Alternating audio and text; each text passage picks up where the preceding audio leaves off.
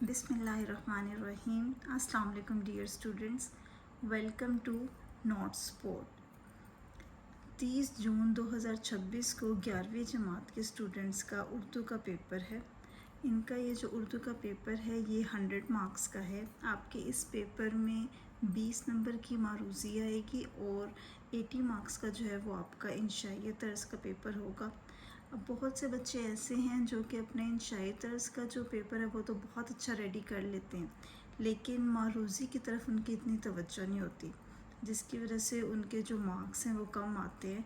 क्योंकि बहुत सी चीज़ें मारूज़ी में ऐसी हैं जिसको अच्छी तरीके से कर लिया जाए तो मार्क्स बहुत अच्छे आ सकते हैं, लेकिन बच्चों की तवज्जो उस तरफ नहीं होती।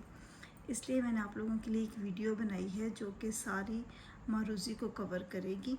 मारूज़ी जो है उसमें मैंने आपको बता दिया है कि 20 नंबर हैं। अब इस वीडियो में मैं आपको ये बताऊंगी कि आपने अपनी मारूज़ी के लिए तैयार क्या करना है और कहाँ से तैयार करना है, कौन से ऐसे पेजेस हैं आपकी बुक में जिनको आप तैयार करोगे तो आपकी पूरी मारूज़ी तैयार हो जाएगी, और इसके अलावा कौन से ऐसे टॉपिक्स हैं जिनमें से आपका मारूज़ी का पेपर आएगा। तो हम स्टार्ट करते हैं। जो आपकी मारूज़ी तर्ज़ है वो मैंने बताया 20 नंबर की है, जिसमें सारे आपके जो हैं वो कसीर और इंतखाबी सवालात आएंगे, यानी कि MCQs आएंगे। सवाल नंबर 1 आपका पेपर में MCQ का होगा, उसमें 20 MCQ आएंगे। जो आपके 5 MCQs हैं वो हिस्सा नसर में से आएंगे, यानी कि जो असबाक आपने अपने उर्दू ए की बुक में पढ़े हुए हैं उनमें से आएंगे। जो 5 और MCQs हैं वो मुहावरात और तज़कीर व तानीज़ दोनों में मिला के, मुहावरात और तज़कीर व तानीज़ दोनों को मिला के आपके 5 नंबर के MCQs आएंगे। आपने अपने ये MCQs उर्दू कवायद व इंशा की बुक से तैयार करने हैं।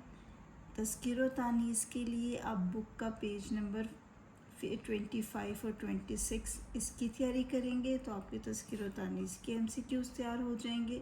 मुहावरात के लिए आप अपनी उर्दू कवायद व इंशा की बुक के पेज नंबर 35 से 47 तैयार करेंगे तो आपके ये मुहावरात भी तैयार हो जाएंगे। मुहावरात और तज़कीर व तानीज़ को मिला के आपके 5 MCQs आएंगे। इसके अलावा हिस्सा कवायद में इल्म बयान और इल्म बदी, इन दोनों को मिला के आपके 5 MCQ बनाए जाएंगे। अब इनको करने के लिए आपने अपनी उर्दू कवायद व इंशा की बुक पे पेज नंबर 55 से 59 तक, पेज नंबर 55, 56, 57, 58, 59 ये तमाम पेजेस तैयार कर लेने हैं। आप इन तमाम पेजेस को तैयार कर लेंगे तो आपका इल्म बयान और इल्म बदी जो है वो तैयार हो जाएगा। तो इस तरह से आप अपने 5 मार्क्स सिक्योर कर लेंगे। इसके अलावा हिस्सा कवायद में जो शेरी इस्लाहात हैं, जिसमें हमारे पास मक्ता आ जाता है, मतला आ जाता है, काफ़िया, रदीफ़, ये सब इसमें आ जाते हैं। तो इनमें से भी आपके 5 MCQs बनाए जाएंगे। इनको तैयार करने के लिए आपने अपनी उर्दू कवायद व इंशा की बुक के पेज नंबर 62 और 63 को अच्छे तरीके से तैयार कर लेना है, जिससे आपके 5 मार्क्स जो हैं वो सिक्योर हो जाए। सबसे पहला जो आपका क्वेश्चन आएगा वो तो तज़कीर व तानीज़ का आएगा। उसके लिए तो मैंने आपको जो है वो पेज नंबर बता दिए, वहाँ से आप कर लोगे। तज़कीर व तानीज़ और मुहावरात वो आप वहाँ से तैयार कर लोगे तो आपके बहुत अच्छे तैयार हो जाएंगे। कुछ बच्चे कंफ्यूज हो जाते हैं कि ये चीज़ मुज़क्कर है या मुअन्नस है। जैसे घास होता है तो वो मुअन्नस है, हरी हरी घास। इसी तरह से जैसे दही है तो वो मुज़क्कर है, बहुत से बच्चे दही को मुअन्नस समझ लेते हैं तो वो वहाँ पे जो है ना दही खट्टी है इस तरह का ऑप्शन लगा देते हैं, जबकि दही जो है वो मुज़क्कर है। तो इन चीज़ों का आप ध्यान रखोगे तो इजीली आपके MCQs हो जाएंगे। इसके अलावा हमने यहाँ पे देखना है कि इल्म बयान क्या है। इल्म बयान वो इल्म है जिसके तहत किसी मायने को अदा करने के लिए नित नए अंदाज निकाले जाएं, यानी कि हमें किसी चीज़ को बताने के लिए हम कोई न्यू आइडियाज़ निकालें, नए तरीके से किसी चीज़ को बयान करें। अब इल्म बयान के जो अरकान हैं वो 4 हैं, ये बहुत इम्पोर्टेंट हैं। इसमें तशबीह, इस्तारा, मजाज मरसल और कनाया, ये 4 अरकान हैं इल्म बयान के। इन चारों में से ही आपको जो है वो MCQ आ सकता है। لیکن تشبیہ اور استعارہ جو ہے وہ بہت زیادہ امپورٹنٹ ہے، اور ان کا ڈفرینس آپ کو معلوم ہونا بہت ضروری ہے۔ تو میں ابھی آپ کو بتاتی ہوں کہ تشبیہ کیا ہوتا ہے، استعارہ کیا ہوتا ہے، مجاز مرسل کیا ہوتا ہے، اور کنایہ کیا ہوتا ہے۔ سب سے پہلے ہم دیکھیں گے تشبیہ۔ تشبیہ کے لغوی معنی ہوتے ہیں مشابہت دینا، کسی ایک چیز کو کسی دوسرے چیز کے ساتھ مشابہت دینا۔ اس کی اگر تعریف دیکھی جائے تو اس کی تعریف ہے کسی چیز کو کسی مشترک صفت کی وجہ سے کسی دوسری چیز کے مانند قرار دینا تشبیہ کہلاتا ہے۔ یعنی کہ کسی چیز کو اس کی صفت کی وجہ سے، صفت ہوتی ہے کوئی خوبی یا پھر کسی کی خامی، دونوں چیزیں صفت میں آ جاتی ہیں، خوبی بھی اور خامی بھی، تو ہم اس کی وجہ سے کسی دوسرے کو اس کے ساتھ قرار دیں، اس کے ساتھ مشابہت دیں، تو وہ ہوتا ہے تشبیہ۔ اب تشبیہ کے جو ارکان ہیں ان کا پتہ ہونا بھی بہت ضروری ہے۔ سم ٹائمز MCQ میں آ جاتا ہے کہ ارکان تشبیہ کتنے ہیں، تو یہاں پہ ارکان تشبیہ میں نے لکھے ہوئے ہیں، 4 ارکان تشبیہ ہیں: مشبہ، مشبہ بے، وجہ شبہ اور حرف تشبیہ۔ مشبہ کا ہے جس چیز کی مثال دی جائے، یعنی کہ جو ہم جس چیز کی مثال دے رہے ہیں، جس چیز کے بارے میں کہہ رہے ہیں، وہ ہو گیا مشبہ۔ مشبہ بے کیا ہے؟ جس چیز سے مثال دی جائے۔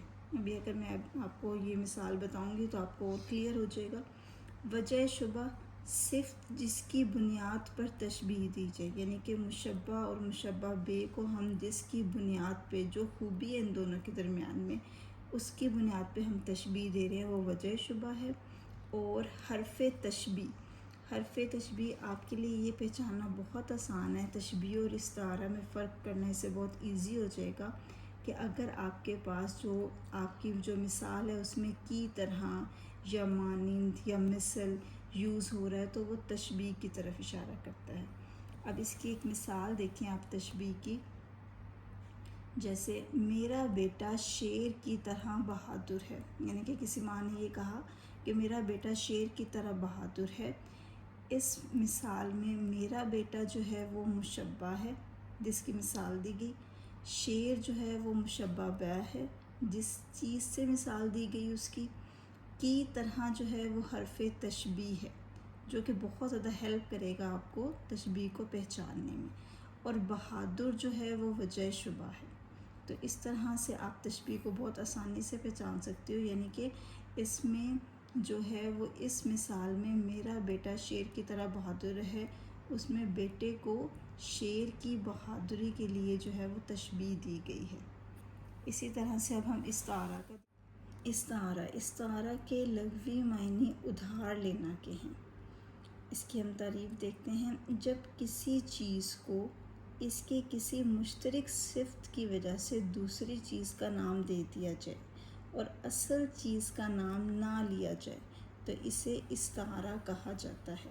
یعنی کہ اس میں ہم اصل چیز کا نام نہیں لیں گے، بس ہم نے ایک مشترک صفت کی وجہ سے نام دیا ہے، دوسری چیز کو نام دے دیے، لیکن اصل چیز کا نام نہیں لیا جائے گا۔ تشبیہ کی طرح استعارہ کے بھی ارکان ہیں۔ مستعار لہو، جس کے لیے استعارہ کیا جائے، یعنی کہ ہم جس کے لیے استعارہ کا استعمال کریں وہ مستعار لہو ہو گیا۔ مستعار منہ، جس سے استعارہ لیا جائے، اور وجہ جامعہ، یعنی کہ ان دونوں کے درمیان میں جو مشترک صفت ہے اس کو ہم بیان کرتے ہیں، اس خوبی کو، اس خامی کو بیان کرتے ہیں۔ اب اس کی مثال آپ دیکھیں، میرا شیر آ رہا ہے۔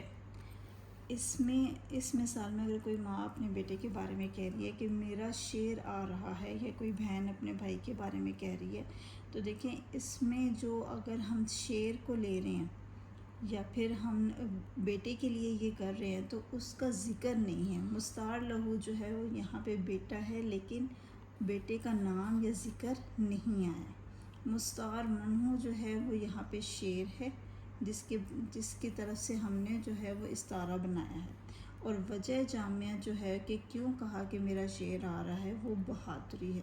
اب نہ ہی یہاں پہ بہادری کا ذکر آیا ہے، نہ ہی یہاں پہ بیٹے کا ذکر آیا ہے، لیکن ہمیں اس چیز کو پڑھ کے پتہ چل گیا ہے کہ کیا اس میں کہا جا رہا ہے۔ تو اسی طرح سے تشبیہ اور استعارہ دونوں ڈیفرنٹ چیزیں ہیں اور آپ کو پہچاننا آسان ہو جائے گا اگر آپ اسی کے مطابق ان دونوں کو پہچانو۔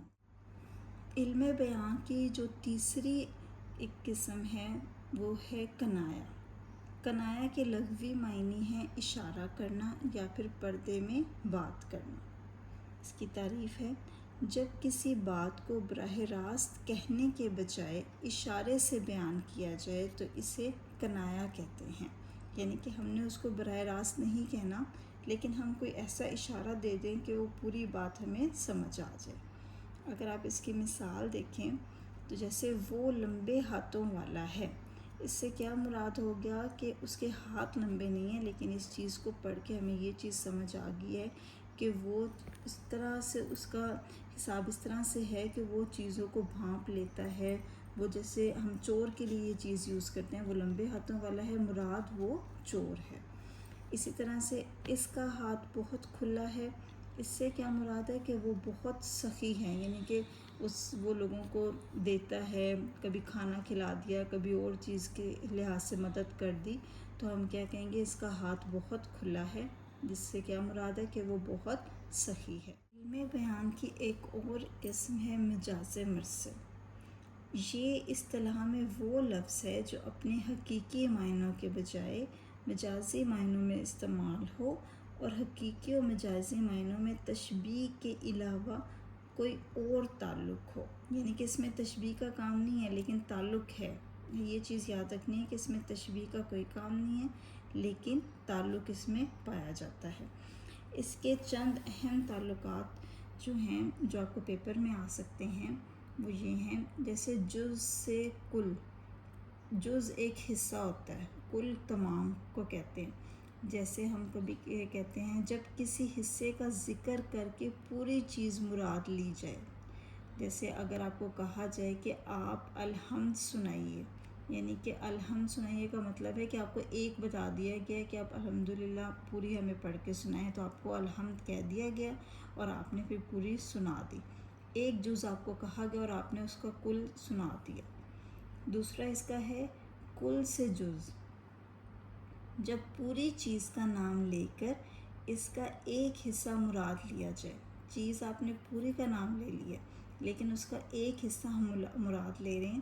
جیسے کہ اس کی مثال دیکھیں، کانوں میں انگلیاں دے دیں۔ اب کانوں میں آپ نے اپنی تمام انگلیاں نہیں دیں، صرف اور صرف ایک انگلی ایک طرف، ایک انگلی ایک طرف دی، لیکن اس نے کیا کہا، انگلیاں دے دیں۔ تو اس سے کیا مراد ہو کہ تمام چیزوں میں سے آپ نے کوئی، پوری چیز میں سے آپ نے ایک حصہ لے لیا۔ اس کا ایک تعلق ہے ظرف سے مظروف، جب جگہ یا برتن کا نام لیا جائے مگر مراد اس کے اندر موجود چیز ہو۔ جیسے آپ کے پاس گلاس ہے، تو اگر ہم کہیں کہ ایک گلاس پی لو، اس کا کیا مطلب ہے، گلاس کو نہیں پینا، گلاس میں موجود پانی کو پینا ہے۔ تو اس کا یہ ہو گیا کہ مراد ہم نے جگہ یا برتن سے لی ہے، لیکن ہم نے کیا کہا، نام ہم نے جگہ یا برتن کا لیا لیکن اس سے مراد اس کے اندر موجود پانی ہے۔ اسی طرح سے ایک اور اس کی مثال ہے، نہر جاری ہے۔ اب یہاں پہ نہر جو ہے وہ ظرف ہے، پانی جو ہے وہ مظروف ہے۔ اب ایک اور اس کا تعلق ہے مظروف سے ظرف، جب اندر موجود چیز کا ذکر ہو مگر مراد اس کی جگہ ہو۔ جیسے ہم اس کی مثال لیتے ہیں کہ پانی لے آؤ، اس سے مراد یہ بھی ہو سکتا ہے کہ جس برتن میں پانی رکھا ہوا ہے ہم وہ برتن منگوا رہے ہیں، پانی نہیں منگوا رہے، یعنی کہ لیکن جس برتن کے اندر پانی ہے ہم وہ برتن منگوا رہے ہیں، اس طرح سے۔ تو آپ کے پیپر میں اس طرح سے کافی چیزیں جو ہیں وہ ان کے حقیقی معنی یا ان کے لغوی معنی یا ان کے تعلقات یا اس طرح سے اور ڈیفرنٹ چیزیں جو ہیں وہ MCQs بن کے آئیں گی۔ لیکن اگر آپ اچھی طریقے سے ان چیزوں کو سمجھ لیں گے، پریکٹس کر لیں گے، تو آپ کے اس میں فل مارکس آ جائیں گے۔ یہ میں نے ایک ویڈیو بنائی ہے، اس کا نیکسٹ پارٹ بھی آپ کو مل جائے گا، جس میں ہم جو ہے وہ مطلع، مقطع، قافیہ، ردیف، ان سب کو ڈسکس کریں گے۔ جو اس کے پارٹس رہ گئے ہیں وہ ہم اس کے نیکسٹ پارٹ میں ڈسکس کریں گے۔ So please subscribe the channel, share it with your friends. Thank you.